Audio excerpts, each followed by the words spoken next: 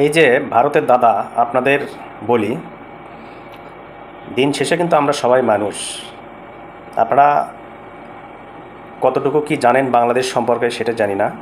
বাংলাদেশের যারা হিন্দু আছে তাদেরকে কিন্তু মুসলমানরা কখনো কটাক্ষ করে কথা বলে না, বা তাদেরকে গালি দেয় না, তাদেরকে মারে না, কোনো কিছুই করে না। তারা কিন্তু নিরাপদে এই বাংলাদেশে বসবাস করতেছে।